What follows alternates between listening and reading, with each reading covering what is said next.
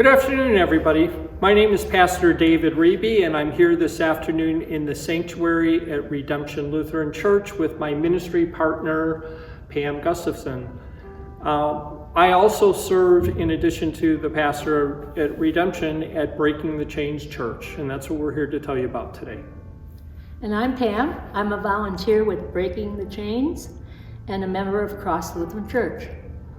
So Breaking the Chains is a worshiping community inside the Cheney Correctional Center in Milwaukee. Throughout the pandemic, we have remained connected to the men who are incarcerated there. Even when we were unable to enter the facility due to COVID, we were sending them recorded services. For a while, we were doing Zoom worship with them. Recently, we were able to re-enter the facility, and we're now doing hybrid worship with them, with some of our volunteers joining on Zoom, while I and a couple others are there in person. And I'd like to speak from Jeremiah 29, verse 11, which says, "For I know the plans I have for you, declares the Lord, pleased to give you hope and a future." And people who are incarcerated spend a lot of time thinking about the future. Their loved ones are also affected, thinking about their past experience and hoping that they will have a future life with their beloved. Hope is all they have.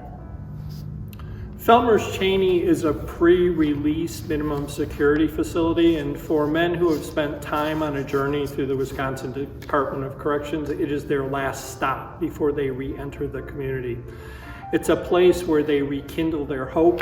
They are able to reconnect with their family and friends, go to school, get a job, and most of them actually are able to find safe and affordable housing before they are released. And our role is to walk with them, to accompany them, and to give them hope as they prepare to come back into our community. What's really interesting is that many of the men are reaching out to us to help with their spiritual needs. Pastor Rebey officiated in a wedding this fall, and both Pastor Rebey and I attended a funeral for Lee, a person who we met through Project Return.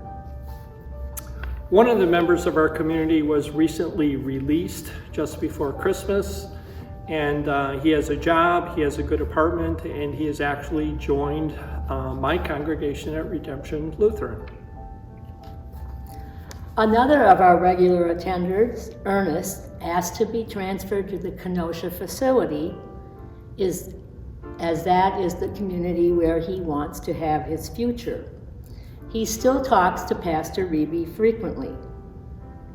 And recently, Ernest told me that there was no pastoral or spiritual care being provided there. He put me in touch with the captain. And very recently, we have started a new ministry site for Breaking the Chains at the Kenosha Correctional Center with Ernest and his friends there. And Ernest was a giver as well as a receiver. After my sister passed away from COVID, he sent me a condolence card that really touched my heart. I felt the Holy Spirit coming from him. Ernest has been an inspiration to all of us. The Holy Spirit is definitely at work through him, giving him hope and sharing the hope that he has gained through being a member of Breaking the Chains with his fellow citizens at the Kenosha Correctional Center. Ernest has shown us that hope is not just a dream, it is an action. BTCC Actions of Worship moved Ernest to bring hope into another facility.